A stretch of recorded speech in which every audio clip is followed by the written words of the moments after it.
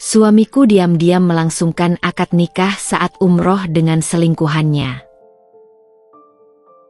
Halo Bunda, semoga Bunda semuanya dalam keadaan sehat dan bahagia ya. Sebelum masuk ke ceritanya, jangan lupa like, komen dan subscribe channel ini ya. Selamat menonton. Kepergian Mas Thorik untuk umroh seharusnya menjadi momen yang membahagiakan.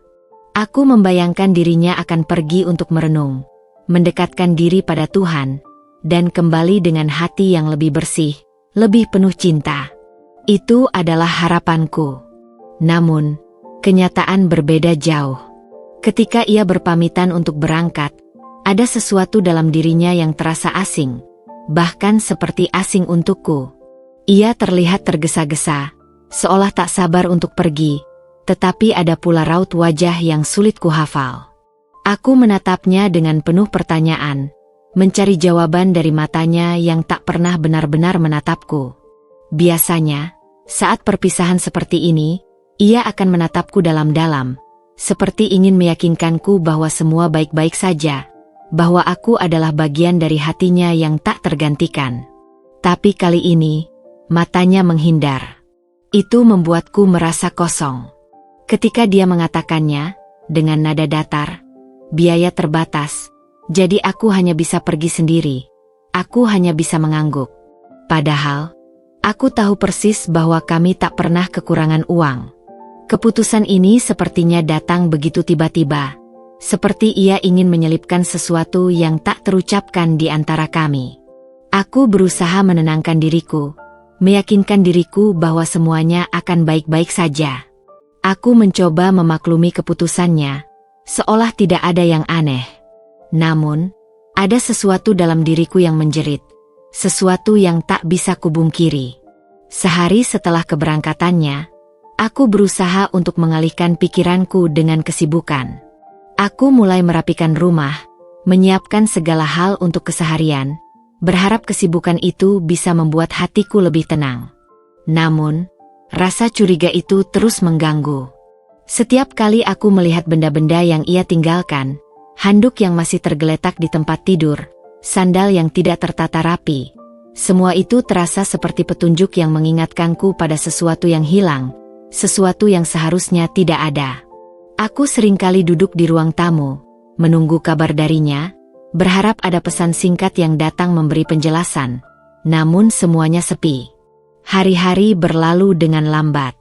Aku berusaha untuk tidak terlalu khawatir, tapi perasaan tak enak itu tak bisa kuhindari. Setiap kali aku membuka media sosial, aku berharap tidak akan menemukan sesuatu yang bisa menambah kekhawatiranku. Namun, malam itu, perasaan itu berubah menjadi firasat yang tak bisa lagi kuhindari. Entah mengapa, aku teringat pada satu kejadian beberapa bulan yang lalu, saat Mas Thorik tampak begitu sering berbicara tentang Mita, rekan kerjanya yang selalu datang untuk berdiskusi tentang pekerjaan. Awalnya aku berpikir itu hal yang wajar, tapi semakin lama, semakin banyak hal-hal kecil yang membuatku curiga. Mengapa harus begitu sering? Mengapa hanya dia yang sering dijadikan teman berdiskusi? Dan ketika aku bertanya langsung pada Thorik, ia selalu menjawab dengan alasan yang selalu terlihat klise. Hanya teman kerja, Dinda. Namun, malam itu, saat aku terjaga di ranjang, aku merasa seperti ada sesuatu yang semakin jelas. Sebuah suara kecil di dalam hatiku berbisik, ada sesuatu yang ia sembunyikan dari kamu. Aku tidak tahu apakah itu hanya kecurigaan belaka atau sesuatu yang lebih besar. Tapi apapun itu, aku merasa seperti ada bayangan gelap yang mengintai di balik kebaikan yang ia tampilkan. Hari itu, aku memutuskan untuk pergi ke kantor. Mungkin bekerja bisa sedikit mengalihkan pikiranku, meski aku tahu dalam hati, aku tak akan pernah bisa sepenuhnya fokus. Saat aku melangkah masuk ke ruang kerja, Siska, teman kerjaku yang selalu ceria dan terbuka, langsung menyambutku dengan senyum lebar. Tapi kali ini ada yang berbeda. Senyumnya tampak sedikit ragu, seperti ada sesuatu yang ingin dia katakan, tapi ragu untuk memulainya. Aku pun berusaha tersenyum, berharap bisa sedikit merasa lebih baik.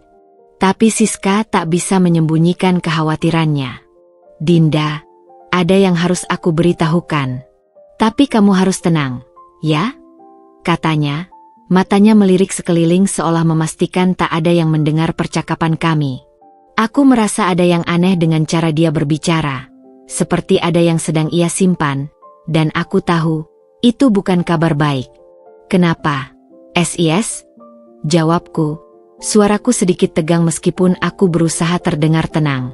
Aku menatapnya dengan penuh perhatian, menunggu kabar yang sudah aku duga sejak lama, bahwa ada sesuatu yang lebih besar lagi yang harus aku ketahui.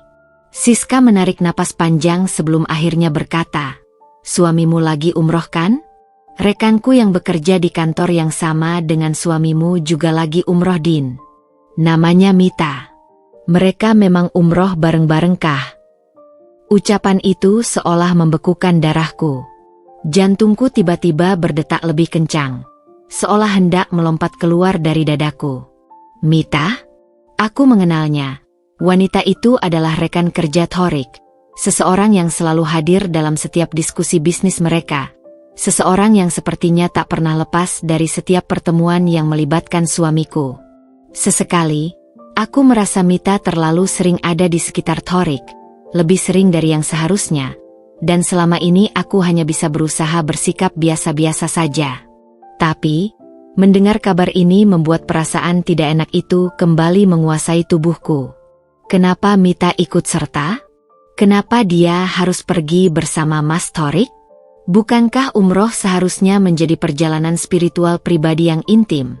Bukan untuk dibagikan dengan seseorang yang memiliki ikatan terlalu dekat dengan suamiku? Aku memalingkan wajah, berusaha menenangkan diri agar tidak terlihat terlalu cemas. Siska melihat perubahanku dan cepat-cepat berkata, "Dinda, aku nggak mau kamu langsung berpikiran buruk. Tapi aku cuma kasih tahu kalau ini memang aneh. Mereka, Thorik dan Mita, seperti ada yang aneh, kamu nggak merasa gitu?" Matanya menatapku, mencari reaksi dariku. Aku menghela napas panjang, berpikir keras. Aku tahu, SIS. Aku juga merasa ada yang gak beres. Tapi aku gak bisa begitu saja menuduh. Aku harus cari tahu lebih dulu.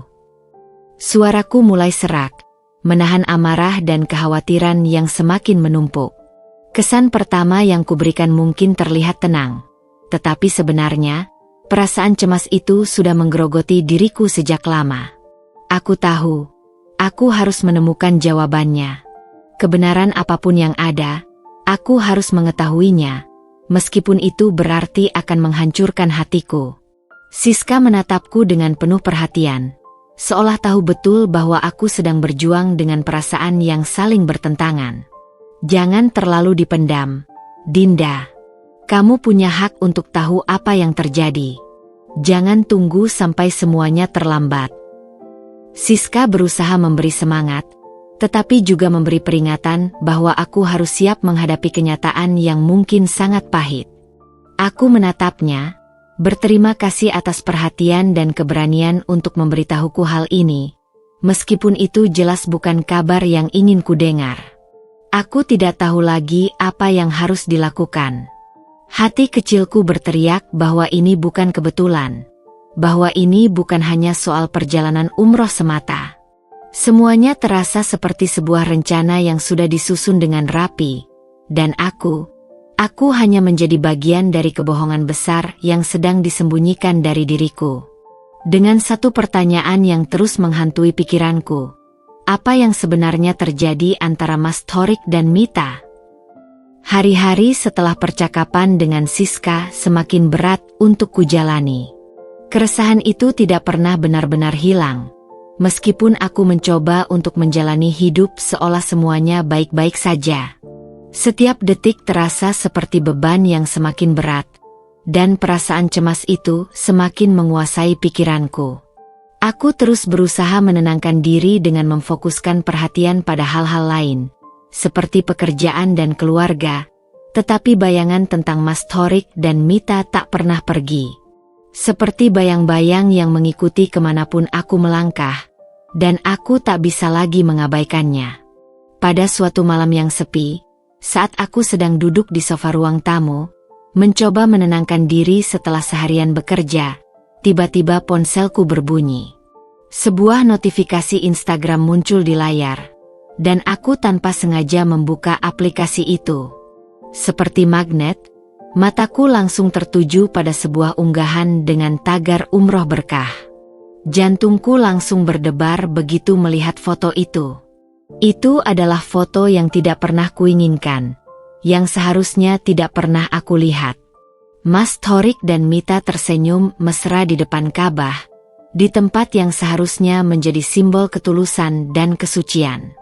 Mereka berdiri berdampingan, saling memandang dengan tatapan yang begitu akrab, begitu penuh makna, seolah tak ada jarak antara mereka.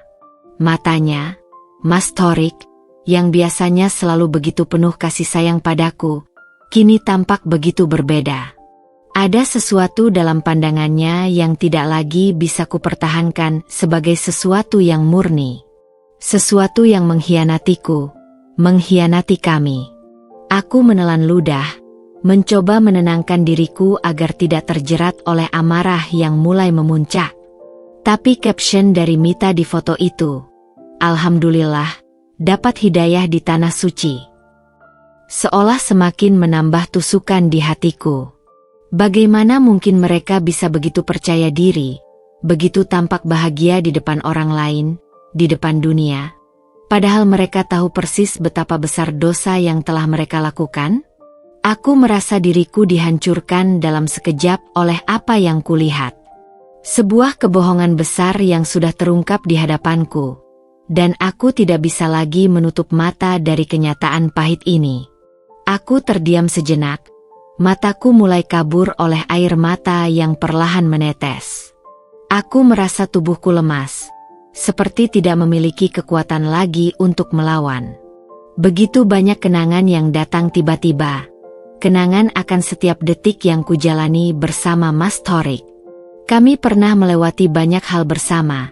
Pernah berbagi kebahagiaan dan kesedihan, dan aku selalu percaya bahwa pernikahan kami adalah sesuatu yang tidak akan pernah tergoyahkan. Tapi sekarang, semuanya terasa hancur begitu saja oleh sebuah foto yang seharusnya tidak ada dalam kehidupanku. Aku meremas ponselku, mencoba untuk menenangkan diri. Sakit ini begitu dalam, begitu menusuk, dan aku tak tahu harus berbuat apa. Hatiku yang penuh cinta ini terasa seperti tertusuk dengan pisau tajam yang begitu dalam. Kenapa Mas Thorik bisa melakukannya? Kenapa dia begitu tega menyembunyikan ini dariku? Dan Mita, wanita itu, yang selama ini selalu terlihat begitu ramah dan baik di depanku, ternyata adalah sosok yang begitu munafik, begitu licik. Aku merasa dipermainkan. Seperti sebuah permainan yang tak pernah kuikuti aturannya. Dan sekarang aku menjadi korban dari permainan itu. Aku menatap layar ponselku untuk beberapa saat, mencoba menerima kenyataan yang ada. Tapi semakin lama aku melihat foto itu, semakin aku merasa tak ada jalan keluar. Segala perasaan yang selama ini kupendam, segala keraguan yang selalu ada, kini terjawab sudah. Tapi jawaban itu datang dengan harga yang begitu mahal. Hancurnya kepercayaanku, hancurnya cinta yang kuberikan dengan sepenuh hati. Aku tahu bahwa tidak ada yang bisa mengembalikan apa yang sudah hilang. Tidak ada yang bisa menghapus luka ini. Dan meskipun aku ingin sekali untuk menangis, untuk meledak, aku tahu bahwa aku harus tetap kuat. Aku harus mencari tahu lebih banyak. Harus menghadapi kenyataan ini dengan kepala tegak. Aku kemudian mengambil napas panjang, mencoba untuk menenangkan diri. Aku harus berbicara dengan Mas Thorik. Aku harus mendapatkan jawaban dari mulutnya sendiri, meskipun aku sudah tahu bahwa apapun yang ia katakan, tidak akan bisa mengubah kenyataan yang ada. Aku tahu, ini akan menjadi percakapan yang paling berat dalam hidupku. Percakapan yang mungkin akan mengubah segalanya. Tetapi aku tidak bisa lagi berdiam diri. Aku tidak bisa lagi hidup dalam kebohongan ini. Dengan langkah yang berat, aku beranjak dari sofa dan menuju kamar, di mana aku menyimpan ponsel Mas Thorik. Sudah saatnya aku menghadapinya. Aku tidak tahu apa yang akan terjadi setelah ini, tetapi yang pasti, aku tidak bisa lagi melarikan diri dari kenyataan ini. Sebuah langkah besar yang penuh dengan keraguan. Namun aku harus melakukannya. Untuk diriku sendiri. Hari yang ditunggu-tunggu akhirnya tiba.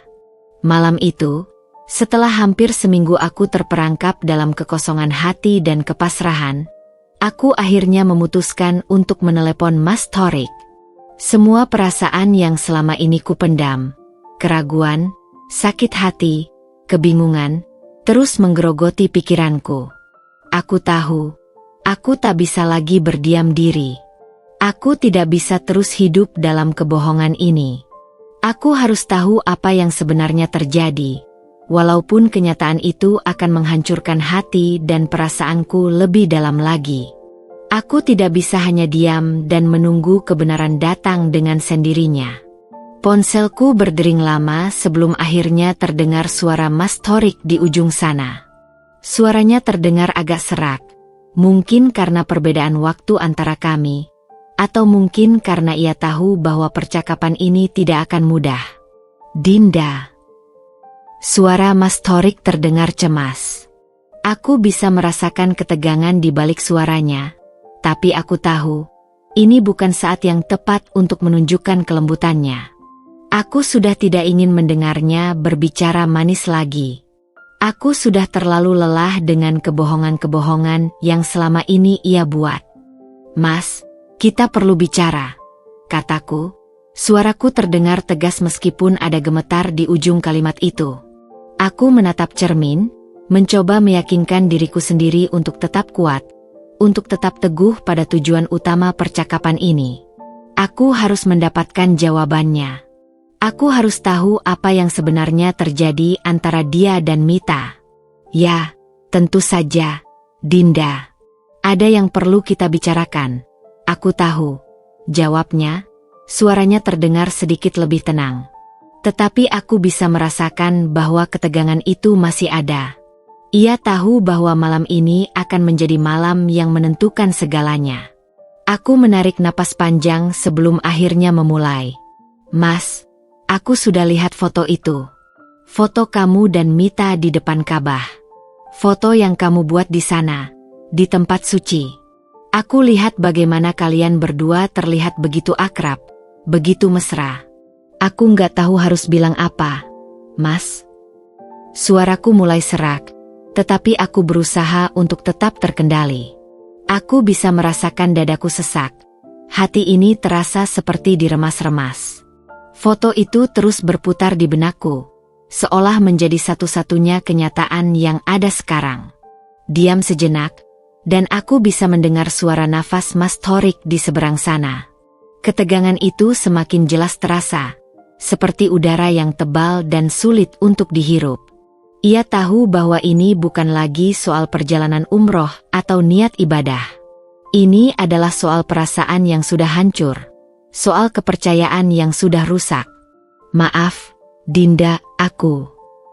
Suara Mas Thorik terdengar terbata-bata, seolah kata-kata itu begitu sulit untuk keluar dari mulutnya.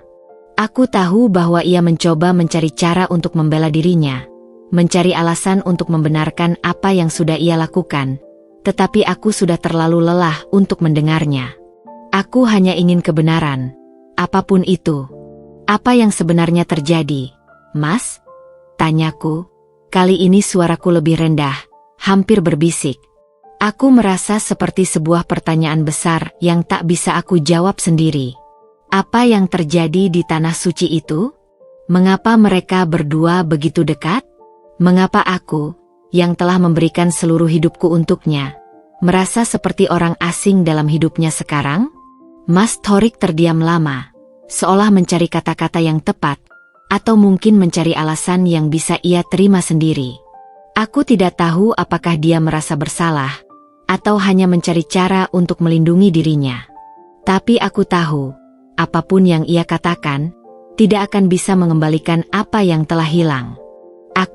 Aku harus jujur. Dinda. Aku dan Mita. Suara Mas Torik kini terdengar seperti suaranya sudah tidak bisa menghindari kenyataan. Aku bisa mendengar ketegangan yang makin terasa di udara. Kami sudah lebih dari sekadar teman, Dinda. Dan itu terjadi di sana, di Mekah. Kami menikah, meskipun itu hanya pernikahan siri, tapi itu kenyataannya. Kata-kata itu seperti petir yang menyambar. Aku merasakan perasaan hancur yang datang begitu mendalam. Aku merasa dunia seakan berhenti berputar, dan aku tidak tahu apa yang harus aku lakukan. Suara Mas Torik terus terdengar di seberang sana, tetapi aku tak bisa mendengarnya lagi. Hanya satu kalimat yang terus terngiang di pikiranku. Kami menikah, meskipun itu hanya pernikahan siri. Aku terdiam, tak mampu berkata apa-apa. Semua yang selama ini kupertahankan, semua yang selama ini aku percayai, hancur begitu saja. Aku merasa seperti dikhianati, seperti ada yang dicuri dari hatiku tanpa izin. Aku tak tahu harus merasa marah, kecewa, atau bahkan merasa tak berdaya. Semua campuran perasaan itu melanda dalam satu waktu yang begitu berat. Apa maksudnya ini, Mas? Kenapa kamu lakukan ini? Tanyaku akhirnya, suaraku begitu pelan, seperti berusaha mencari jawaban yang tak pernah aku temukan. Mas Torik kembali terdiam lama, seperti mencoba merangkai kata-kata. Aku tidak tahu harus bagaimana, Dinda. Ini adalah keputusan yang bodoh, dan aku sangat menyesal. Aku tahu aku salah, tapi aku benar-benar tidak tahu harus bagaimana untuk memperbaiki semuanya. Aku menutup mataku sejenak, merasakan segala kekecewaan dan kebingunganku mencabik-cabik hatiku. Jadi, selama ini kamu bohongi aku? Kamu pakai uang kita untuk menikah dengan dia? Dan kamu pikir itu bisa diterima begitu saja? Suaraku mulai meninggi, meskipun aku berusaha menahan diri. Aku tidak ingin menangis di tengah-tengah percakapan ini, tetapi perasaan itu begitu sulit untuk kuatasi. Mas Torik terdiam, dan aku bisa mendengar suara napasnya yang terengah-engah.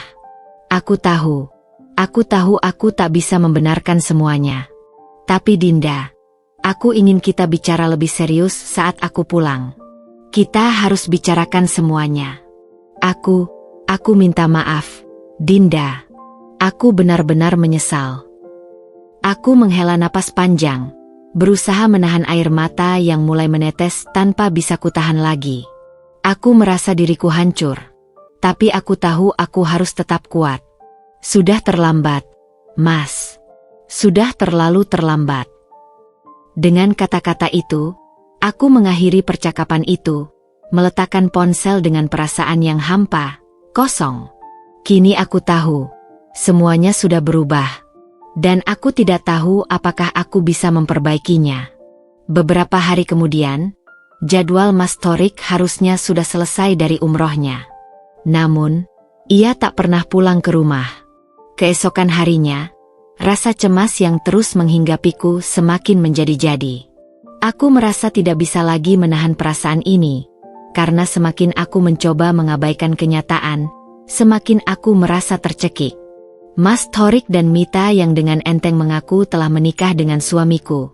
Semua itu terus berputar di kepalaku seperti tayangan ulang yang tak bisa kuhentikan. Aku merasa seperti terjebak dalam mimpi buruk yang terus berlanjut tanpa akhir. Dan satu-satunya hal yang aku tahu pasti adalah bahwa aku tidak bisa tetap diam.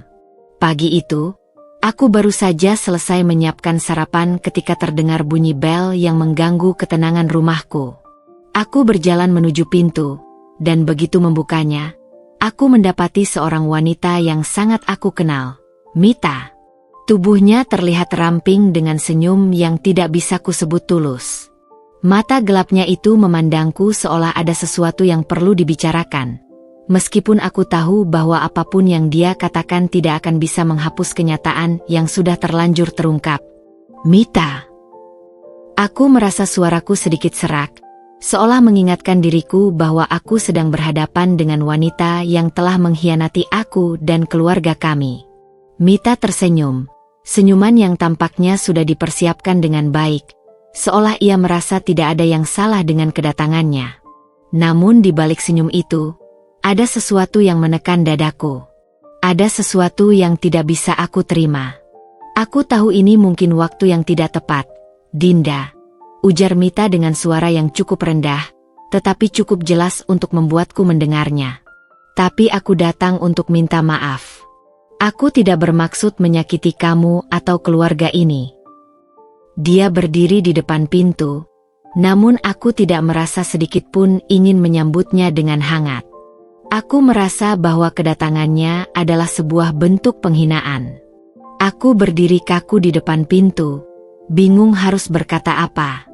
Rasa marah dan kecewa menghimpit di dadaku, dan aku tahu aku tidak bisa begitu saja menerima permintaan maafnya. Kamu tidak bermaksud menyakiti aku, kataku, suaraku terdengar datar dan penuh kepahitan. Lalu kenapa kamu melakukannya? Apa yang kamu pikirkan saat kamu tidur dengan suamiku? Apa yang kamu pikirkan saat kamu berdua berfoto mesra di depan Ka'bah itu? Mita terdiam sejenak, matanya yang biasanya tampak penuh percaya diri kini mulai terlihat ragu. Tetapi ia segera kembali menyusun kata-kata, berusaha meyakinkan aku bahwa semua ini bukanlah kesalahannya semata. Dinda, aku tahu aku salah. Aku tidak seharusnya menjalin hubungan dengan Thorik, apalagi sampai menikah dengannya. Aku terlalu terlena dengan perasaan yang muncul. Tapi aku ingin kamu tahu bahwa aku tidak bermaksud menyakiti kamu. Aku hanya ingin bahagia. Aku merasa perasaan panas mulai menyelimutiku. Amarah yang sudah lama terkunci dalam hatiku kini mengalir deras. Bahagia? Kamu pikir kebahagiaanmu datang dengan menghancurkan hidup orang lain? Kataku, suara mulai meninggi. Kamu pikir itu adil? Kamu dan Thorik bermain-main dengan perasaan orang lain, dengan kehidupan keluarga kami, dan sekarang kamu datang ke sini untuk meminta maaf.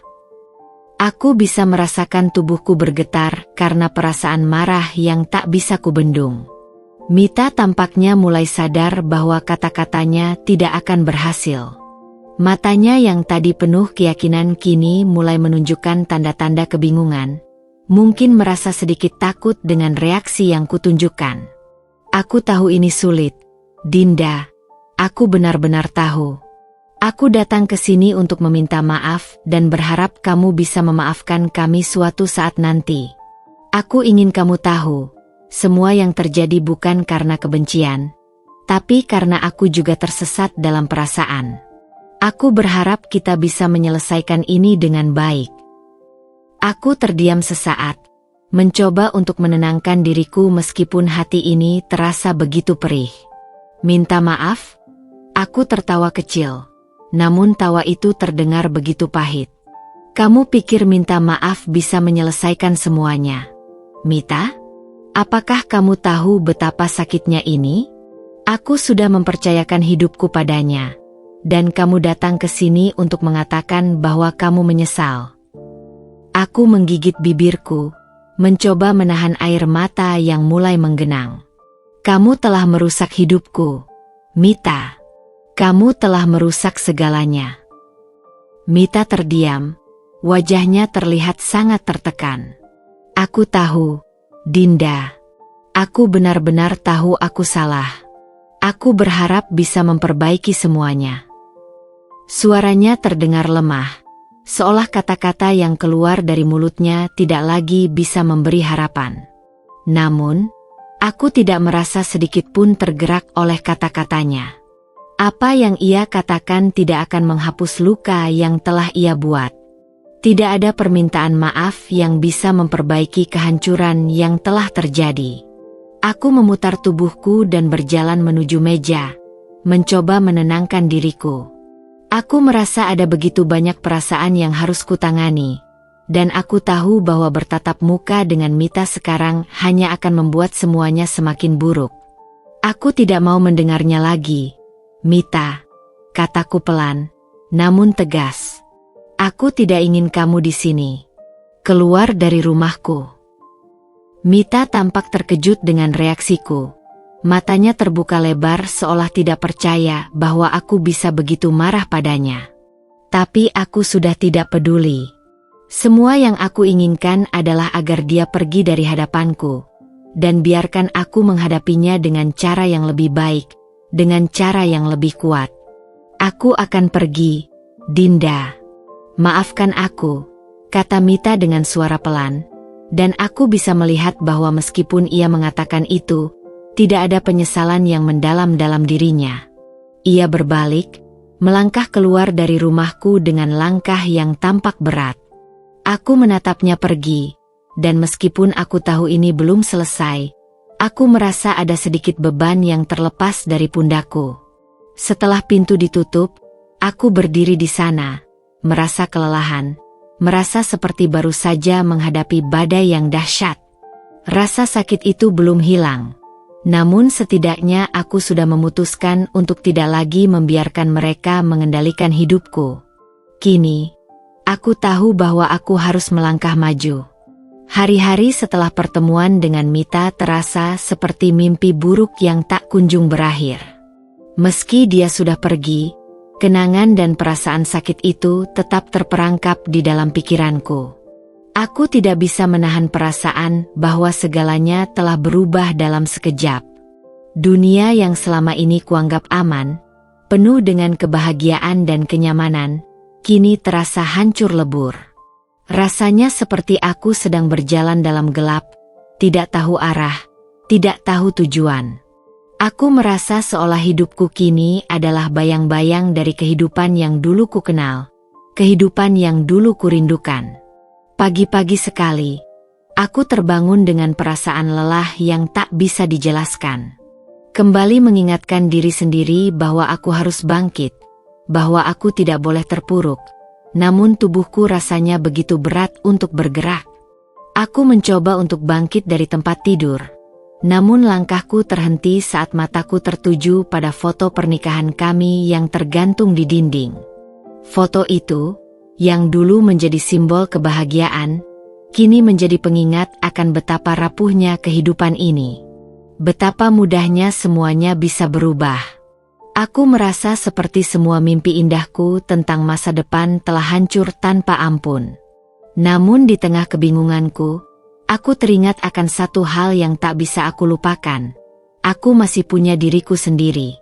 Aku masih punya kekuatan untuk bertahan, untuk melanjutkan hidup.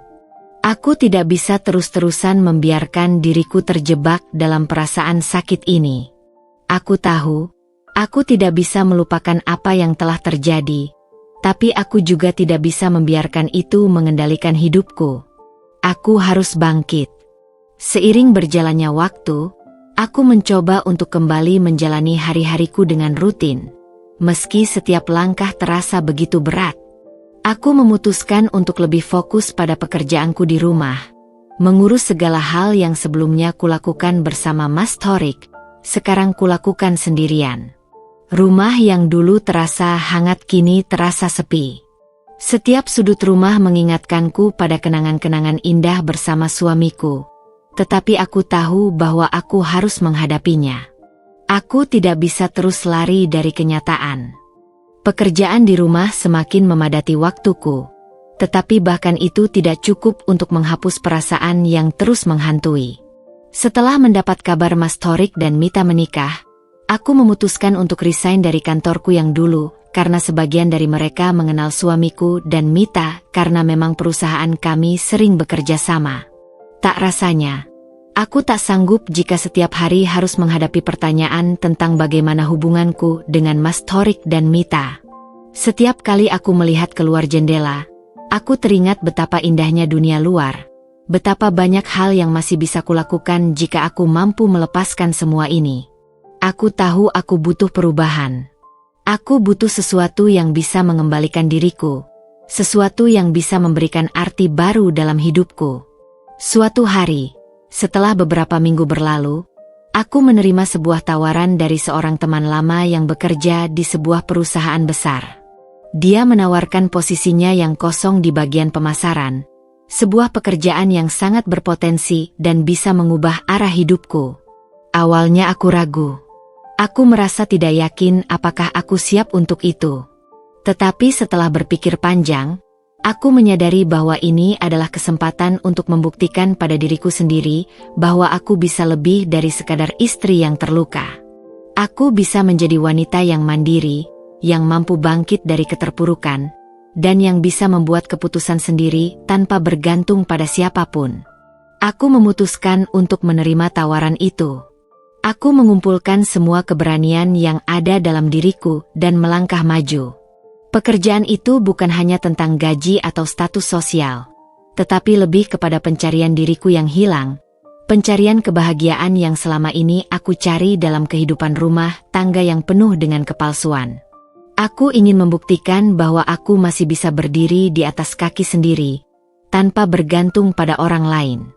Aku ingin menunjukkan pada dunia, dan pada diriku sendiri, bahwa aku bisa menjadi lebih dari sekadar istri yang terluka. Namun, meski langkahku terasa mantap, setiap hari aku masih dihadapkan pada kenyataan pahit tentang Mas Thorik. Meskipun aku sudah berusaha melupakan dan mengabaikannya, kadang-kadang kenangan tentangnya masih muncul, menghantui pikiranku. Ada kalanya aku merasa cemas ketika melihat nomor teleponnya di layar ponselku, atau ketika aku mendengar kabar tentang dirinya dari orang lain. Aku tahu, dia mungkin tidak akan pernah kembali, tetapi kenangan itu seakan mengikutiku kemanapun aku pergi. Malam-malamku kini terasa sunyi. Aku sudah tidak lagi terjaga karena rasa sakit atau amarah. Sebaliknya, aku merasa kosong, seperti ada sesuatu yang hilang, tetapi aku tidak tahu apa itu.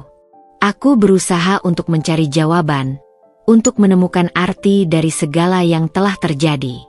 Tapi setiap kali aku berpikir sudah menemukan jawaban, perasaan itu datang lagi, rasa kehilangan yang mendalam, rasa bahwa aku telah memberikan segalanya, tetapi tidak ada yang tersisa untukku.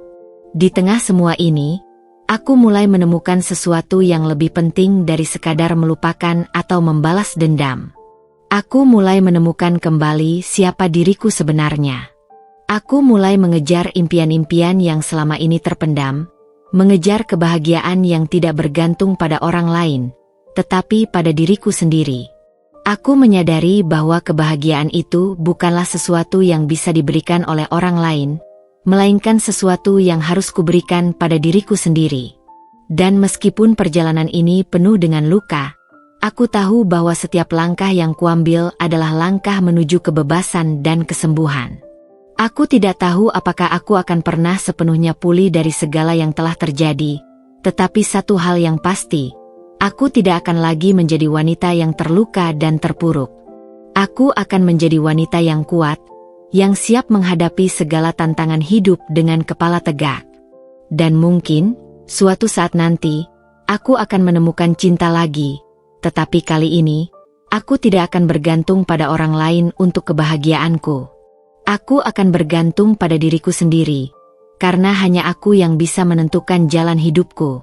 Kehidupan yang kucoba bangun setelah mengetahui pengkhianatan suamiku ternyata tidak semudah yang kubayangkan. Meskipun aku sudah berusaha untuk melanjutkan hari-hari dengan bekerja keras dan mencoba menemukan kembali diriku, kenyataan bahwa aku harus menghadapi keluarga Thorik membuat perasaanku semakin kacau. Aku merasa seperti terjebak di antara dua dunia. Di satu sisi, aku ingin mempertahankan harga diriku dan melanjutkan hidup, tetapi di sisi lain, aku tidak bisa mengabaikan fakta bahwa aku masih terikat oleh pernikahan dan ikatan keluarga yang begitu kuat. Aku harus menghadapi orang-orang yang selama ini kuanggap keluarga, yang ternyata tidak lebih dari sekadar penonton dalam tragedi hidupku. Hari itu, aku memutuskan untuk berbicara dengan orang tua Thorik. Setelah berhari-hari mempertimbangkan dengan matang, aku merasa bahwa aku harus memberitahu mereka tentang apa yang telah terjadi. Aku ingin mereka tahu bahwa anak mereka, yang selama ini mereka anggap sebagai suami yang baik, telah mengkhianatiku. Aku ingin mereka melihat kenyataan, meskipun aku tahu itu akan sangat sulit bagi mereka. Mereka selalu berpihak pada anak mereka, dan aku takut mereka akan membela Thorik tanpa melihat sisi lain dari cerita ini. Pagi itu, Aku mempersiapkan diriku dengan segala keberanian yang kumiliki. Aku mengenakan pakaian yang paling sederhana, mencoba tidak terlalu mencolok, karena aku tahu suasana hati orang tua Thorik pasti sedang tidak baik. Begitu aku sampai di rumah orang tuanya, aku merasa perasaan cemas mulai menyelimutiku. Rumah itu, yang dulu terasa hangat dan penuh dengan tawa, kini terasa asing. Ada semacam jarak yang muncul, meskipun aku sudah lama mengenal mereka. Ketika aku melangkah masuk, aku disambut oleh Ibu Thorik yang sedang duduk di ruang tamu. Senyumannya yang biasa ramah kini tampak dipaksakan, seolah dia tahu ada sesuatu yang tidak beres. Ibu Thorik mengajak aku duduk, dan kami mulai berbicara dengan topik yang ringan, meskipun suasananya terasa canggung. Aku bisa merasakan bahwa Ibu Thorik mencoba untuk menjaga jarak emosionalnya, tetapi aku tahu bahwa ini hanya permukaan belaka. Sebagai seorang ibu, dia pasti merasakan ada yang salah. "Apa kabar, Dinda?" Ibu Thorik memulai percakapan, suaranya terdengar lembut, tetapi ada ketegangan yang tidak bisa disembunyikan. "Kami tahu kamu pasti merasa berat, tetapi Thorik sedang melalui masa-masa sulit juga." Dia merasa sangat tertekan dengan semua yang terjadi. Aku menatap wajah Ibu Thorik, mencoba mencari keberanian untuk mengungkapkan semua yang telah terjadi. Rasanya, seluruh dunia menekan dadaku. Aku menarik napas dalam-dalam sebelum akhirnya berkata, "Ibu, saya datang ke sini bukan hanya untuk sekadar berbicara ringan. Saya datang untuk memberitahu Ibu bahwa Thorik telah mengkhianati saya. Dia tidak hanya melakukan perselingkuhan, tapi juga menikahi Mita, wanita yang selama ini dekat dengan kami, secara siri di Mekah." Aku bisa melihat mata Ibu Thorik yang terkejut, namun dia mencoba menyembunyikan perasaannya. Wajahnya berubah pucat, dan mulutnya seolah tak mampu mengeluarkan kata-kata. Namun, dari ekspresinya, aku tahu dia sedang berusaha keras untuk mencerna apa yang baru saja aku katakan. Beberapa detik terasa sangat lama, dan aku merasa tubuhku semakin lelah dengan ketegangan yang memuncak. "Saya tahu ini sangat sulit diterima, Bu," lanjutku, "tapi saya tidak bisa lagi diam. Saya merasa dikhianati, dan lebih sakit lagi karena ternyata semua ini diketahui oleh keluarga. Tetapi tidak ada satupun dari kalian yang mengingatkan Thorik." Ibu Thorik menundukkan kepala, sepertinya mencoba mencari kata-kata yang tepat untuk menjawab. "Dinda, kami tidak tahu tentang itu. Kami tahu Thorik sedang banyak masalah, tapi tidak tahu sampai sejauh ini. Kami hanya berpikir kalau ini semua adalah cobaan dan bahwa dia akan kembali ke jalan yang benar." Kata-kata itu seperti tamparan keras bagi diriku. Aku merasa seolah-olah semua yang telah kulalui, semua rasa sakit dan pengkhianatan yang kuterima, tidak dihargai sama sekali. "Cobaan?" tanyaku dengan nada yang sedikit meninggi, meskipun aku berusaha menahan amarah. "Bukan ini yang saya harapkan sebagai cobaan, Bu. Saya merasa seperti saya dikhianati oleh orang-orang terdekat saya. Bahkan orang tua Thorik yang seharusnya mendukung saya. Saya tidak pernah meminta hal ini terjadi. Saya hanya ingin hidup saya dihargai." Ibu Thorik terdiam, dan aku bisa melihat air mata mulai menggenang di matanya. Aku tahu, dia merasa bersalah, tetapi yang membuatku semakin kecewa adalah kenyataan bahwa meskipun dia merasa bersalah, dia tetap mencoba membela anaknya. "Dinda, saya tahu ini berat, dan saya sangat menyesal kamu harus mengalami semua ini. Tapi Thorik adalah anak kami. Kami tidak bisa begitu saja menghakimi dia tanpa mendengar penjelasan darinya." Aku hampir tidak bisa menahan tangis. "Ibu, saya sudah mendengar semua penjelasan dari Thorik, dan saya rasa tidak ada lagi yang bisa dia katakan yang bisa membenarkan perbuatannya. Kami sudah memiliki anak bersama, dan dia memilih untuk menghancurkan itu semua demi seorang wanita lain. Bagaimana saya bisa melanjutkan hidup jika keluarga Thorik malah membela perbuatannya? Aku merasa tenggorokanku tercekat, tetapi aku harus terus bicara. Ini bukan hanya tentang aku, ini tentang keluarga yang telah menghancurkan hidupku, dan aku ingin mereka tahu apa yang telah mereka lakukan. Saya sudah berusaha sabar, saya sudah berusaha menerima, tapi tidak ada satupun dari kalian yang memberi dukungan pada saya. Bahkan, kalian lebih memilih untuk berpihak pada Thorik. Saya tidak bisa lagi hidup dalam kebohongan ini. Ibu Thorik menangis terisak, dan aku merasakan perasaan yang bercampur aduk. Aku tidak ingin melukai hatinya, tetapi aku juga tidak bisa membiarkan dirinya terus membela sesuatu yang salah. Dinda, maafkan kami. Kami salah. Kami seharusnya lebih mendukungmu. Kami tidak tahu harus bagaimana. Aku tidak tahu apa yang harus aku katakan lagi. Semua kata-kata yang keluar dari mulut Ibu Thorik terasa hampa. Aku hanya mengangguk pelan, berusaha menahan air mata yang sudah lama kutahan. Aku tahu, ini adalah awal dari perjalanan panjang yang penuh dengan luka. Tetapi satu hal yang pasti, aku tidak akan pernah menyerah untuk melanjutkan hidup, apapun yang terjadi. Aku harus melangkah maju, meskipun kenyataan ini begitu menyakitkan. Setelah pertemuan yang begitu emosional dengan orang tua Thorik, aku merasa dunia seakan semakin sempit. Ketegangan yang tercipta antara aku dan keluarga Thorik begitu jelas. Bahkan meskipun mereka tidak mengatakannya langsung, aku bisa merasakannya dalam setiap percakapan dan sikap mereka. Aku sudah sampai pada titik di mana aku tak bisa lagi hanya diam dan menerima keadaan ini. Aku tak ingin menjadi wanita yang terus-menerus merasa tersakiti, menjadi korban dari pengkhianatan yang tak berujung. Aku tahu aku harus bangkit dan bertindak. Aku harus berperang untuk diriku sendiri, untuk masa depanku, dan untuk anak-anak yang menjadi alasan aku harus bertahan. Aku memutuskan untuk mencari pengacara. Itu adalah langkah pertama yang harus kuambil. Aku tidak tahu banyak tentang hukum, tetapi aku tahu satu hal. Aku perlu melindungi hak-hakku, terutama hak asuh anak dan hak-hak finansial yang telah dirampas begitu saja oleh Thorik dan perbuatannya. Aku mencari referensi pengacara yang berpengalaman dalam kasus perceraian dan hak asuh anak. Setelah beberapa hari menimbang-nimbang, akhirnya aku menghubungi seorang pengacara perempuan yang cukup terkenal di bidangnya. Pertemuan pertama kami berlangsung di sebuah kafe kecil, dan meskipun tempatnya sederhana, aku merasa sedikit lega.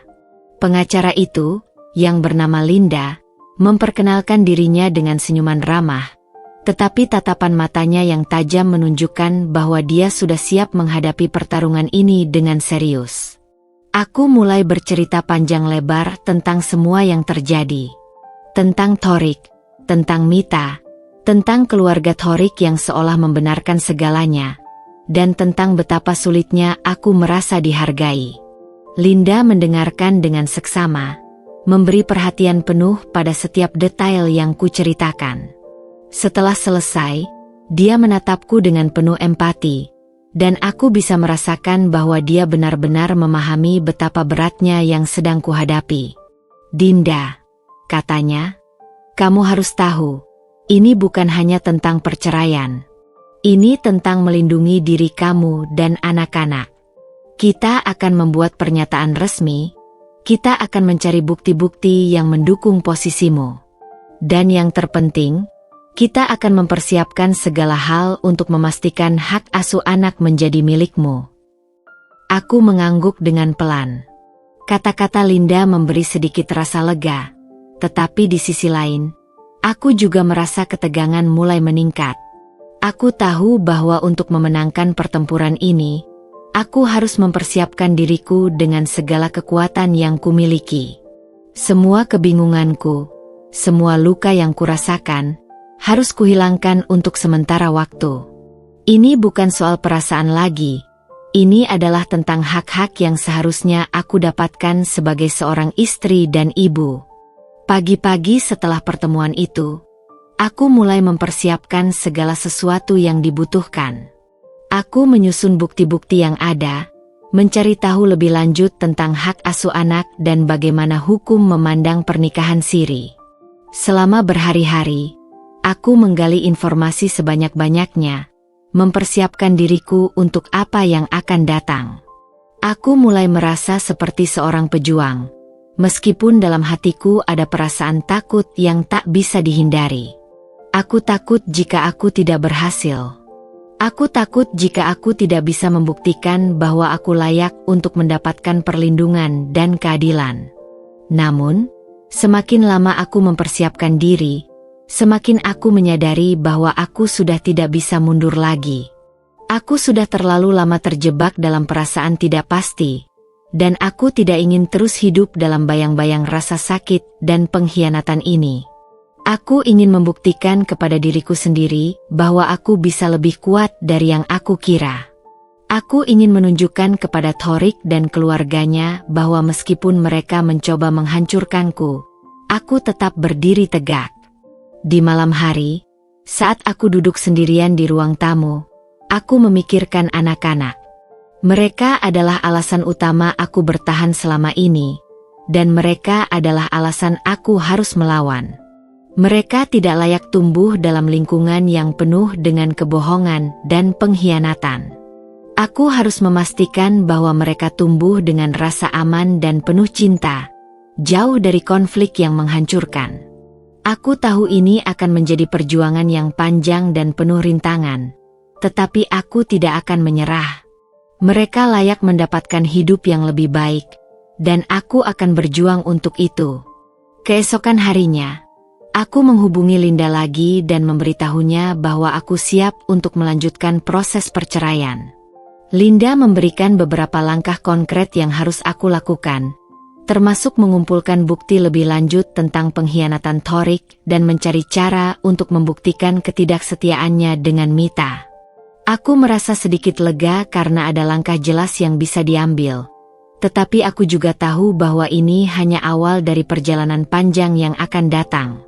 Aku harus siap menghadapi Thorik, menghadapi keluarganya, dan menghadapi kenyataan bahwa pertempuran ini bisa mengubah hidup kami semua.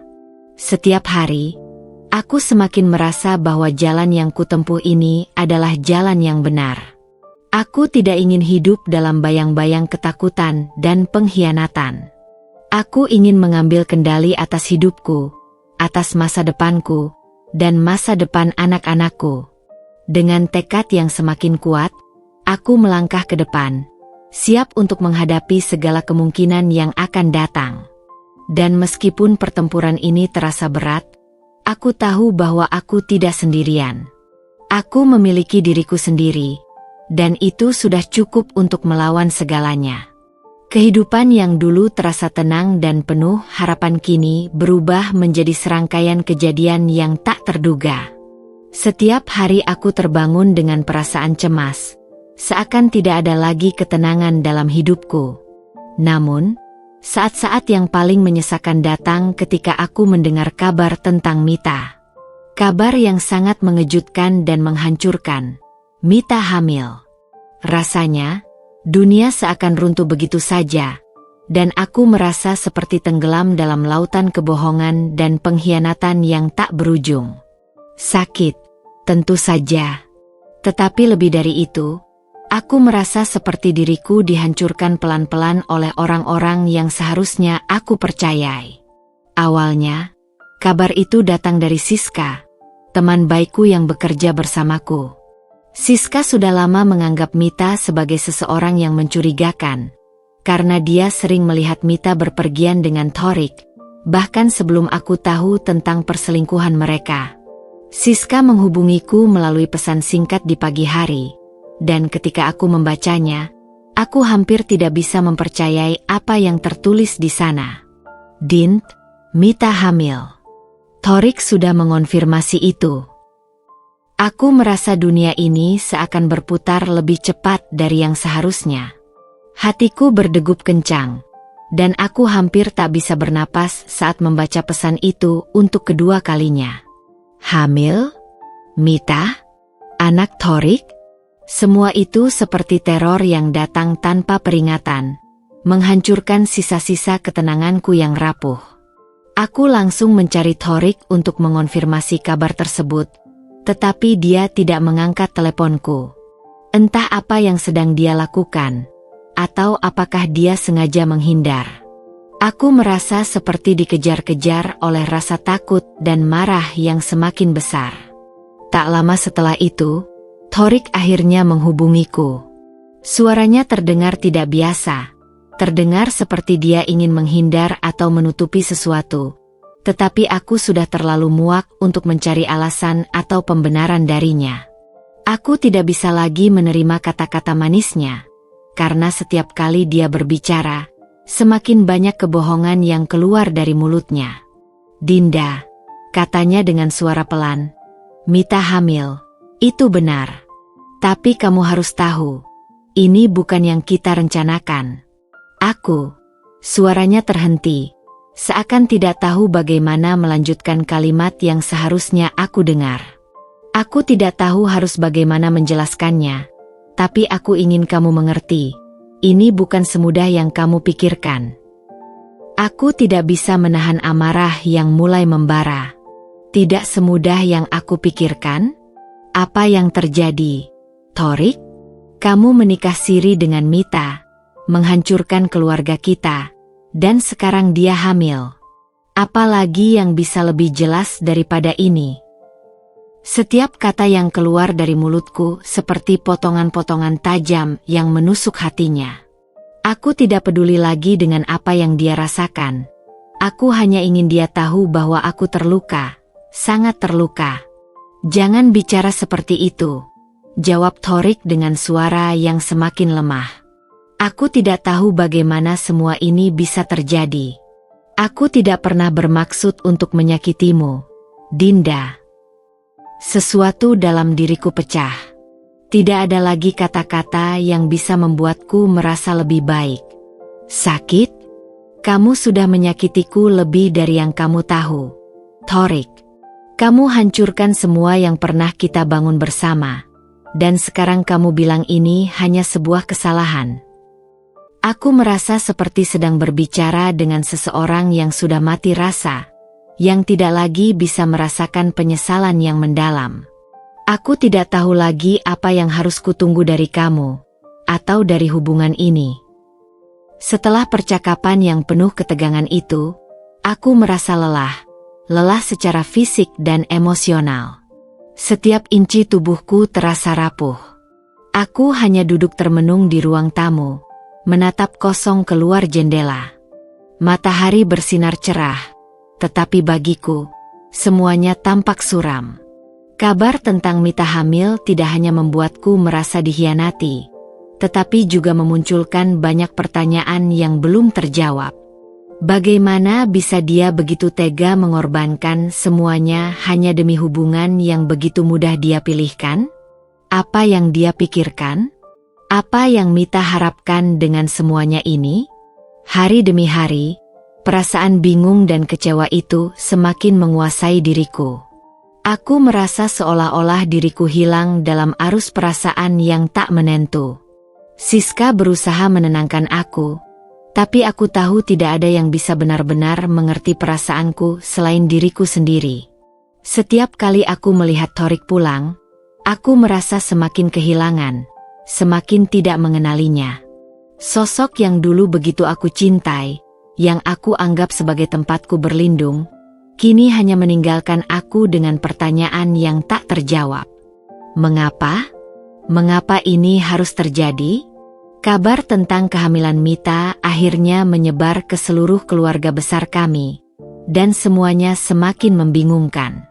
Beberapa anggota keluarga Thorik mulai menghubungiku, mengucapkan kata-kata yang membuatku semakin merasa terpojok. Ada yang mencoba membela Thorik, mengatakan bahwa dia sedang dalam tekanan besar.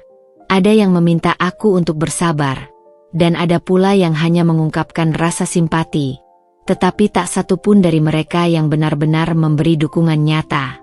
Mereka semua lebih memilih untuk tetap berpihak pada Thorik, bahkan setelah semuanya terbongkar. Itu adalah kenyataan yang semakin memperparah rasa sakitku. Sementara itu, Mita semakin sering muncul di media sosial, memamerkan kebahagiaannya dengan Thorik. Setiap kali aku melihat foto-fotonya bersama Thorik, yang tampak begitu mesra, hatiku terasa hancur. Dia bukan hanya merebut suamiku, tetapi juga menghancurkan hidup kami. Setiap senyuman mereka yang aku lihat di foto-foto itu, seperti pisau yang ditusukkan semakin dalam ke dalam dadaku. Namun, lebih dari rasa sakit yang kuterima, aku merasa marah. Marah pada diriku sendiri karena pernah begitu mempercayai mereka berdua. Aku ingin melawan. Tetapi bagaimana caranya? Apa yang harus kulakukan untuk memastikan bahwa pengkhianatan ini tidak akan menang? Saat itu, aku tahu satu hal pasti. Aku tidak akan membiarkan Mita dan Thorik menang begitu saja.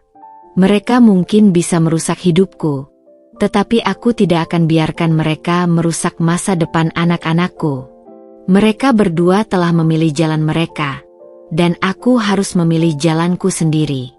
Langkah pertama adalah berjuang untuk diriku, dan itu yang akan kulakukan.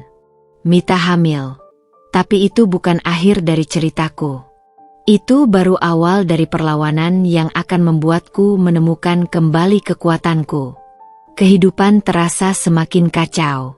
Setiap hari aku merasa seperti terjebak dalam pusaran perasaan yang tak terurai. Namun, seperti yang sering kukatakan pada diriku sendiri, hidup ini penuh dengan kejutan yang kadang tak terduga. Setelah kabar kehamilan Mita menyebar, dan dengan Thorik yang semakin mengasingkan diri, aku merasa ada sesuatu yang harus segera aku temukan untuk bisa meredakan gejolak di dadaku. Aku tidak bisa terus membiarkan diriku terperangkap dalam kebohongan yang begitu nyata. Keterpurukanku semakin mendalam, dan setiap hari semakin banyak kejadian yang semakin membuka mataku tentang kenyataan pahit yang harus kuterima. Hari itu, aku mendapat pesan dari seorang teman lama yang masih sering berhubungan denganku. Namanya Joko, seorang pria yang dulu sempat bekerja di perusahaan yang sama dengan Mita. Ketika aku membaca pesan singkatnya, aku hampir tidak bisa mempercayai apa yang kutulis di layar ponselku. Dinda, aku punya rekaman percakapan antara Mita dan mantan pacarnya. Aku rasa kamu harus tahu, ini bisa mengubah semuanya. Ada jeda panjang sebelum aku benar-benar bisa mencerna kata-kata itu. Aku merasa seperti ada lonceng yang berbunyi keras di dalam kepalaku. Sesuatu yang begitu mengerikan sedang datang. Joko bukanlah orang yang biasa mengirimkan kabar tanpa alasan. Dan aku tahu bahwa ini adalah informasi yang sangat penting. Aku segera menghubunginya, bertanya lebih banyak tentang rekaman yang dia maksud. Joko mengatakan bahwa rekaman itu diambil beberapa minggu setelah Mita mengumumkan kehamilannya. Ketika mendengarnya, aku bisa merasakan darahku mendidih. Apa yang akan aku dengar dari rekaman itu? Semua yang aku tahu adalah bahwa rekaman tersebut bisa jadi jawaban atas semua keraguan dan kebingunganku. Aku harus mendengarnya, tidak peduli seberapa sakit itu nanti. Beberapa jam kemudian, Joko mengirimkan rekaman itu melalui aplikasi pesan. Aku menatap ponselku dengan napas tertahan. Sebelum memutar rekaman itu, aku mencoba menenangkan diri, mempersiapkan mental untuk apa yang akan datang. Begitu rekaman itu mulai terdengar, suaranya jelas, meskipun sedikit terdistorsi. Mita sedang berbicara dengan seseorang, dan aku segera mengenali suara pria di ujung telepon itu. Ternyata, pria itu adalah mantan pacarnya, yang sudah lama hilang dari kehidupannya. Mita, kamu tahu kan aku masih mencintaimu? Aku nggak peduli kalau kamu hamil dengan Thorik. Kita bisa kembali bersama, kok. Suara pria itu terdengar penuh hasrat, dan aku bisa mendengar Mita tertawa pelan di seberang sana. Aku nggak peduli dengan semuanya. Kita bisa mulai lagi. Kamu tahu kan, kita masih punya hubungan yang belum selesai. Mita menjawab dengan suara yang lebih lembut, tetapi penuh kemesraan. Aku tahu, sayang. Cuma Thorik yang gak ngerti aja. Semua ini untuk sementara. Nanti kita akan lebih bahagia. Aku merasa perutku mual saat mendengar percakapan itu. Rasanya seperti sebuah pukulan keras yang menghantam wajahku, dan aku terdiam sejenak, mencoba mencerna semua kata-kata itu. Ternyata, meskipun Mita sedang hamil dengan anak Thorik, dia masih terus menjalin hubungan dengan mantan kekasihnya. Betapa hinanya dia, betapa liciknya dia. Selama ini, aku terjebak dalam pemikiran bahwa kehamilan itu mungkin adalah akibat dari hubungan yang serius antara Mita dan Thorik. Tetapi ternyata itu semua hanyalah sebuah kebohongan besar. Mita tidak pernah benar-benar setia pada Thorik, dan kehamilannya hanyalah sebuah langkah strategis dalam permainan hidupnya. Aku memegang ponselku dengan erat, merasakan gemetar di tanganku. Air mata mulai mengalir di pipiku, tetapi kali ini, air mata itu bukan lagi air mata kesedihan. Itu adalah air mata kemarahan. Air mata yang memberitahu aku bahwa aku tidak akan membiarkan Mita dan Thorik merusak hidupku lebih lama lagi. Selama ini, aku terlalu banyak berpikir tentang mereka, memberi mereka kesempatan untuk membenarkan kebohongan mereka. Tapi kali ini, aku tahu bahwa ini adalah titik balik yang harus aku ambil. Aku harus melawan. Segera setelah mendengarkan rekaman itu, aku tahu aku harus bertindak. Aku menghubungi pengacaraku, Linda, dan memberitahunya tentang rekaman yang baru saja aku terima. Linda mendengarkan dengan seksama dan memberikan tanggapan yang sangat tegas. Dinda, ini adalah bukti yang sangat kuat. Ini bisa menjadi senjata utama dalam pertempuran hukum kita. Kita harus segera mempersiapkan dokumen-dokumen yang dibutuhkan untuk membuktikan perselingkuhan Thorik dan Mita, serta untuk memastikan bahwa hak asuh anak akan jatuh ke tanganmu. Aku merasa sedikit lebih tenang mendengar kata-kata Linda, tetapi perasaan sakit dan marah itu tetap menguasai. Aku tidak bisa begitu saja mengabaikan apa yang baru saja aku dengar. Mita dan Thorik telah mengkhianatiku dengan cara yang sangat kejam. Mereka telah menyusup dalam hidupku dengan kebohongan demi kebohongan. Dan sekarang aku tidak akan memberi mereka kesempatan untuk lolos begitu saja. Hari-hari berikutnya, aku terus mempersiapkan diri untuk menghadapi kenyataan yang lebih pahit. Setiap kali aku melihat Thorik, aku merasa semakin muak dengannya. Dia masih mencoba untuk menjelaskan segala sesuatunya dengan kata-kata manisnya, tetapi aku sudah tidak bisa lagi mempercayainya. Aku tahu, meskipun dia belum mengakuinya secara langsung, dia tahu betul apa yang terjadi antara Mita dan mantan kekasihnya. Dia tahu bahwa semuanya adalah kebohongan yang dirancang dengan cerdik oleh Mita untuk mendapatkan apa yang dia inginkan. Mita mungkin merasa puas dengan apa yang telah dia lakukan, tetapi aku tahu karma tidak akan pernah berpihak padanya. Apa yang telah dia lakukan kepada keluarga kami, pada anak-anak, dan pada diriku sendiri, pasti akan ada balasannya. Bagaimana dia bisa merasa bahagia, sementara di balik senyumannya, ada pengkhianatan yang begitu dalam? Aku mulai merencanakan langkah-langkah yang akan kulakukan untuk memastikan bahwa karma akan menghampirinya.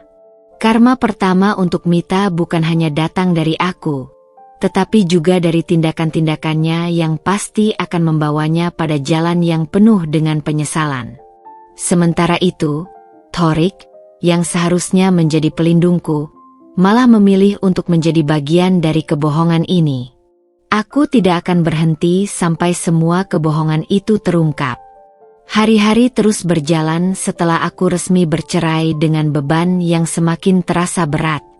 Setiap pagi, aku berusaha bangkit dari tidur, mencoba menjalani hidup seperti biasa meski hatiku remuk dan penuh dengan luka.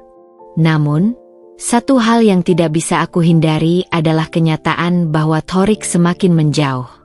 Beberapa waktu setelah kabar skandal Mita semakin terbongkar, dia tampak tidak lagi peduli dengan apa yang terjadi di sekelilingnya. Keadaan semakin memburuk ketika dia mulai menunjukkan gejala-gejala aneh yang tidak pernah aku lihat sebelumnya. Awalnya, aku hanya menganggap itu kelelahan. Thorik, yang biasanya tampak energik dan penuh semangat, kini terlihat lemah, sering batuk dan merasakan sakit kepala yang hebat. Aku, sebagai seorang istri yang masih mencintainya, merasa khawatir dan mencoba mengajaknya untuk memeriksakan diri ke dokter. Tetapi, entah mengapa, dia menolak setiap kali aku mengajukan saran itu. Setiap penolakan disertai dengan alasan yang semakin lemah. Aku hanya butuh istirahat, Dinda. Tidak ada yang perlu dikhawatirkan, ujarnya, dengan suara yang terdengar lelah, namun ada nada yang menandakan bahwa dia ingin menghindar. Namun, semakin lama, gejala yang dia alami semakin parah. Badannya yang dulu bugar kini tampak lebih kurus, dan matanya tampak sayu, seolah tidak mendapatkan cukup tidur. Suatu malam, setelah ia kembali dari perjalanan dinas, aku menemukan dia terkulai lemah di kamar mandi. Dengan cepat, aku membawanya ke rumah sakit, merasakan kegelisahan yang semakin membuncah. Dokter langsung melakukan serangkaian tes untuk mengetahui apa yang sebenarnya terjadi. Hasil tesnya baru keluar setelah beberapa hari, dan aku terkejut mendengarnya. Thorik didiagnosis dengan penyakit kelamin, penyakit yang sangat serius dan mengkhawatirkan. Sewaktu dokter menjelaskan kondisinya, aku merasa seperti tersambar petir. Tidak hanya karena penyakit itu, tetapi juga karena ternyata Thorik sudah lama mengabaikan kesehatannya dan membiarkan dirinya terjangkit penyakit tersebut.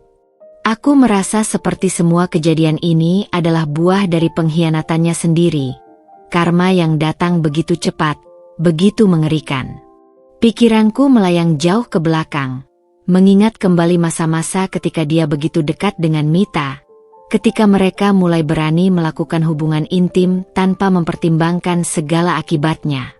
Kini, karma itu datang dengan cara yang sangat tak terduga, dan aku merasa sedikit lega mengetahui bahwa segala kebohongan yang telah mereka bangun mulai runtuh satu persatu. Thorik, yang pada awalnya menolak untuk membicarakan hasil pemeriksaan ini, akhirnya mengakui bahwa dia mendapatkan penyakit itu dari Mita. Dia mencoba membela diri dengan mengatakan bahwa itu adalah kesalahan satu malam yang tidak terduga.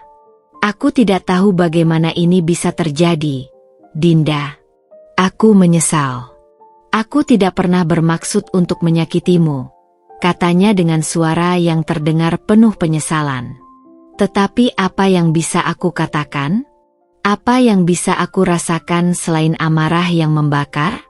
Dia tidak hanya mengkhianatiku dengan Mita, tetapi juga mengabaikan tanggung jawabnya sebagai suami dengan membiarkan penyakit ini berkembang tanpa pengobatan yang layak. Aku merasa begitu marah, tetapi juga merasa kasihan padanya. Semua yang terjadi adalah akibat dari tindakannya sendiri. Apa yang terjadi pada kita, Mas? Apa kamu tidak pernah berpikir tentang kami, tentang keluarga ini? Tanyaku, suaraku penuh dengan keputusasaan. Kamu mengingkari pernikahan ini, mengkhianatiku dengan wanita yang bahkan tidak peduli padamu. Dan sekarang kamu malah terjangkit penyakit seperti ini. Air mataku menetes, bukan karena aku merasa kasihan padanya, tapi karena aku merasa sangat kecewa dan terhianati. Aku selalu berusaha untuk bertahan, berusaha untuk memperbaiki keadaan, tetapi ternyata semua usahaku sia-sia. Thorik terdiam, tidak bisa membela dirinya lagi. Aku bisa melihat rasa penyesalan yang mendalam di wajahnya, tetapi itu sudah terlambat. Kondisi Thorik semakin buruk dari hari ke hari. Penyakitnya semakin parah dan membuatnya semakin lemah. Aku tahu, ini adalah akibat dari segala perbuatannya. Karma tidak hanya datang untuk Mita, tetapi juga untuk dirinya. Ketika dia memilih untuk mengikuti nafsu dan meninggalkan aku, dia tidak hanya menghancurkan pernikahan kami, tetapi juga kesehatan dan masa depannya. Aku melihat dia terbaring di ranjang rumah sakit, begitu lemah dan tak berdaya, dan aku merasa kosong. Aku tidak merasa bahagia melihatnya menderita, tetapi aku juga tidak merasa kasihan. Semua yang dia terima sekarang adalah akibat dari pilihan-pilihannya sendiri. Setiap hari, aku merasa diriku semakin jauh darinya. Meskipun dia berusaha untuk memohon maaf, aku sudah tidak bisa lagi merasakan cinta yang dulu ada. Aku sudah kehilangan segalanya, kepercayaan, kebahagiaan, dan rasa hormat kepadanya.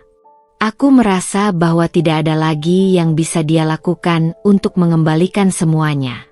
Bahkan ketika aku datang untuk menjenguknya di rumah sakit, aku hanya merasa seolah-olah aku datang untuk menyaksikan kehancuran yang tak bisa diperbaiki.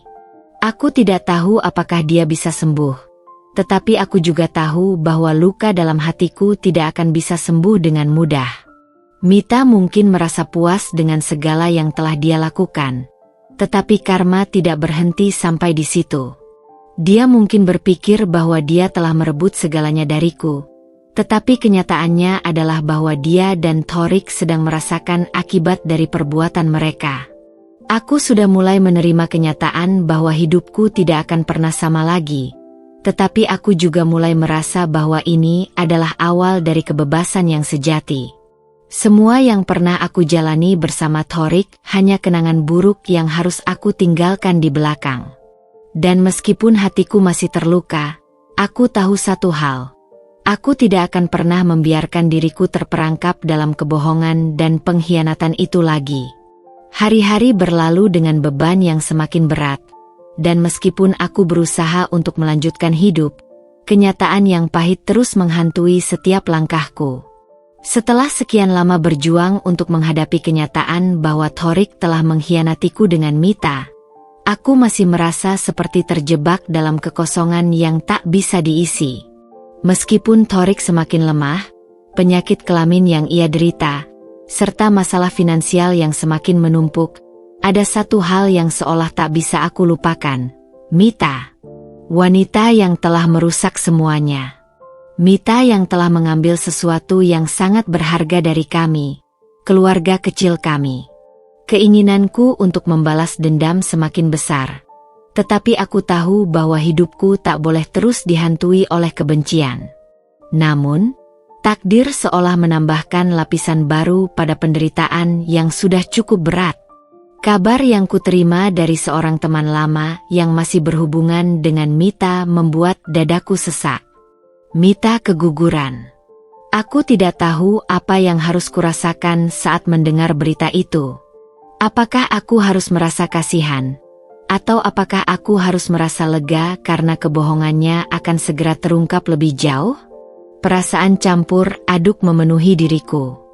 Aku tahu ini bukanlah kebahagiaan yang bisa aku rayakan, tetapi ada sisi lain yang mengingatkan aku bahwa karma memang benar adanya.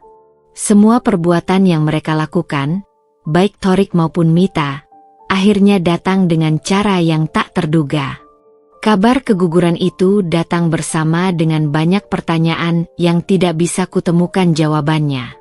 Setelah melakukan tes kehamilan di rumah sakit, ternyata bayi yang diharapkan Mita bukanlah anak Thorik. Tes DNA membuktikan bahwa anak dalam kandungannya bukanlah darah daging suamiku. Aku merasa seolah-olah aku diterjang ombak besar yang menghantam hatiku tanpa ampun. Semua kebohongan yang mereka bangun, semua harapan yang mereka susun bersama, ternyata hanya sebuah ilusi. Mita bukan hanya mengkhianati Thorik, tetapi juga membuatku terjebak dalam sebuah kebohongan besar yang sudah terlalu lama berlangsung. Aku merasa kesal, marah, dan seakan dipermainkan. Dan lebih dari itu, Aku merasa bahwa aku sudah cukup lama terluka tanpa menyadari bahwa di balik semuanya, ada kebenaran yang sedang menunggu untuk terungkap.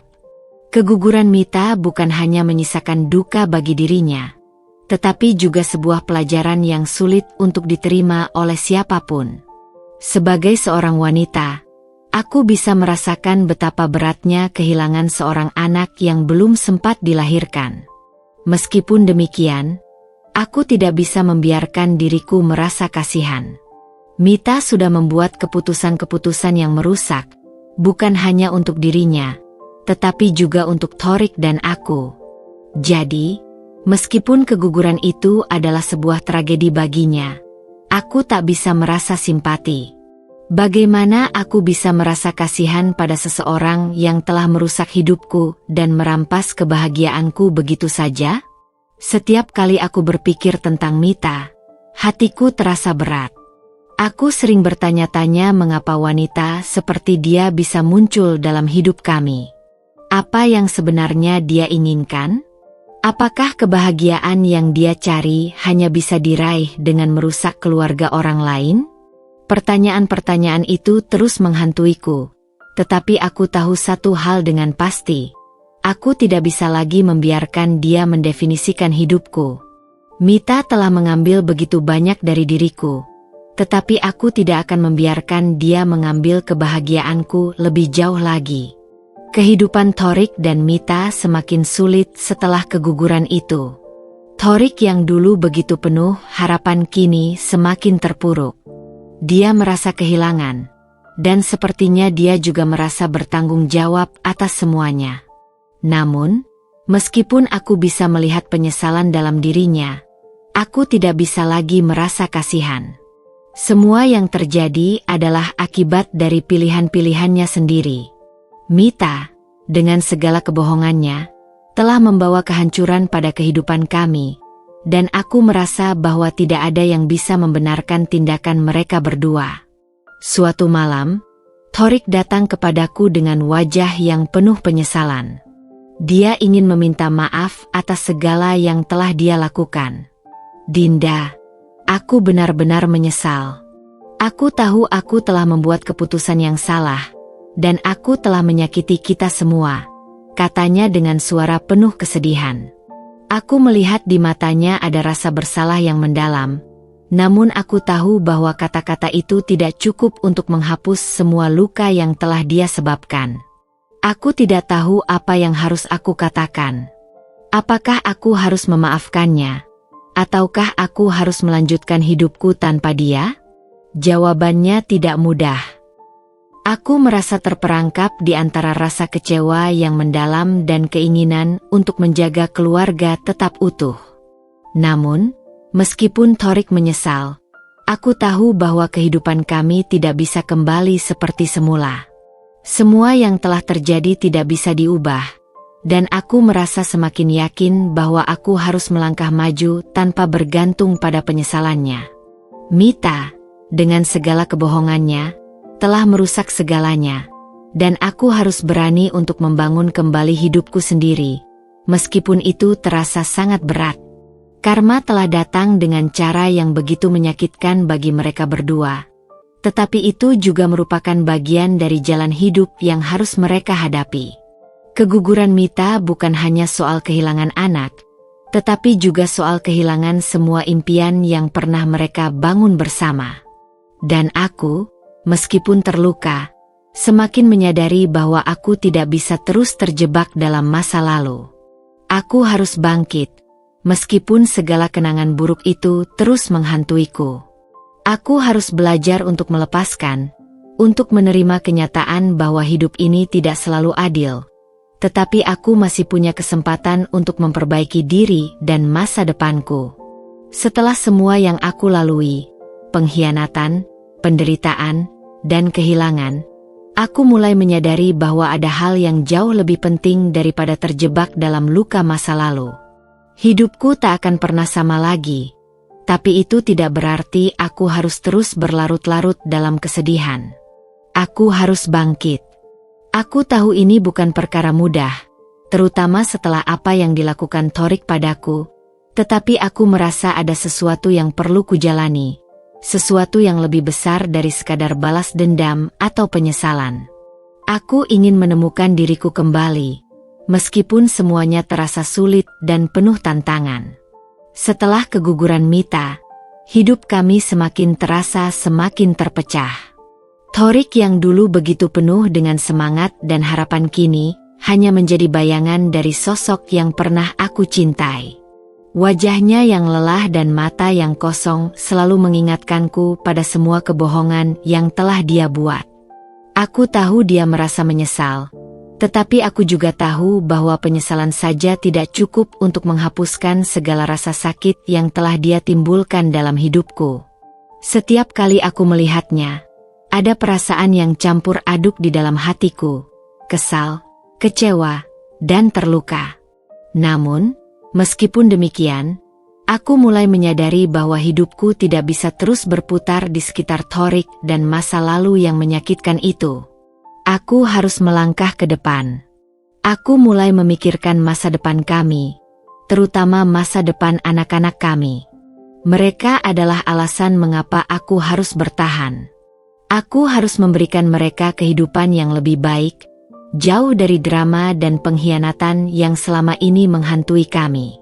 Seiring berjalannya waktu, aku merasa semakin yakin bahwa aku harus menemukan cara untuk mandiri, untuk membangun hidupku sendiri tanpa bergantung pada siapapun. Bisnis catering yang aku rintis mulai menunjukkan hasil yang menggembirakan.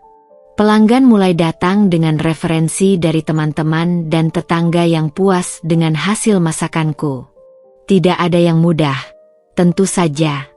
Setiap langkah terasa berat, tetapi aku merasa ada kebanggaan yang muncul dari usahaku sendiri. Aku mulai merasakan kebebasan yang lama aku rindukan. Aku menyadari bahwa hidupku bukan hanya tentang Thorik. Itu juga tentang aku dan anak-anakku. Aku tidak bisa terus-terusan terperangkap dalam masa lalu, tidak peduli seberapa dalam luka itu. Aku mulai mencari cara untuk membuat diriku lebih kuat, lebih mandiri. Aku mulai menghadiri seminar-seminar kecil yang membantu aku mengembangkan kemampuan bisnis, belajar tentang pemasaran, dan bagaimana caranya menjaga kestabilan usaha. Aku bertemu dengan orang-orang baru yang mendukung dan memberiku inspirasi. Mereka tidak tahu tentang kesedihanku yang terdalam, tentang betapa hancurnya hatiku karena pengkhianatan yang aku terima. Tetapi mereka memberi energi positif yang membuatku percaya bahwa aku bisa lebih dari sekadar seorang ibu yang terluka. Aku bisa menjadi seorang wanita yang mandiri, yang mampu mengubah hidupnya meskipun banyak rintangan di depan. Setiap hari, aku mulai merasakan perubahan dalam diriku. Aku lebih percaya diri, lebih mandiri. Meskipun luka lama belum sepenuhnya sembuh, aku merasa semakin kuat. Anak-anakku adalah alasan terbesar mengapa aku berjuang keras. Mereka tidak bisa terus hidup dalam bayang-bayang perpisahan ini. Mereka berhak mendapatkan kebahagiaan yang lebih baik, meskipun itu berarti harus memulai dari awal. Aku ingin menunjukkan kepada mereka bahwa hidup ini penuh dengan kemungkinan, bahkan setelah mengalami kegagalan dan kehilangan. Aku tidak akan membiarkan mereka tumbuh dalam ketakutan atau rasa tidak aman. Aku akan membesarkan mereka dengan penuh kasih sayang, tanpa melibatkan drama atau kekerasan batin yang pernah terjadi. Karirku semakin berkembang. Aku mulai mempercayai diriku sendiri lagi, dan itu adalah hal terbesar yang bisa aku capai. Namun, meskipun semuanya berjalan lebih baik, aku tidak bisa menghindari kenyataan bahwa Thorik masih ada dalam hidupku. Dia tidak berhenti mencoba untuk kembali, untuk meminta maaf, dan bahkan menginginkan kesempatan kedua. Tapi semakin dia mencoba, semakin aku menyadari bahwa aku tidak bisa kembali ke masa lalu. Aku telah melangkah jauh lebih jauh daripada yang aku bayangkan. Aku tidak bisa terus bergantung pada seseorang yang telah menghancurkan rasa percayaku. Aku ingin maju, bukan mundur. Dan untuk itu, Aku harus melepaskan segala sesuatu yang mengikatku pada masa lalu. Aku tidak bisa lagi terjebak dalam hubungan yang penuh kebohongan, pengkhianatan, dan penyesalan. Aku mulai menyadari bahwa kebahagiaan tidak bisa ditemukan di luar diriku. Itu adalah sesuatu yang harus aku temukan dalam diriku sendiri. Dan meskipun perjalanan ini penuh dengan rintangan, aku merasa semakin yakin bahwa aku akan sampai pada titik di mana aku bisa benar-benar bahagia lagi. Tanpa Thorik, tanpa Mita, dan tanpa bayang-bayang pengkhianatan yang dulu menghantui hidupku. Aku tidak tahu apa yang akan terjadi di masa depan, tetapi aku tahu satu hal. Aku sudah mulai menemukan jalanku sendiri.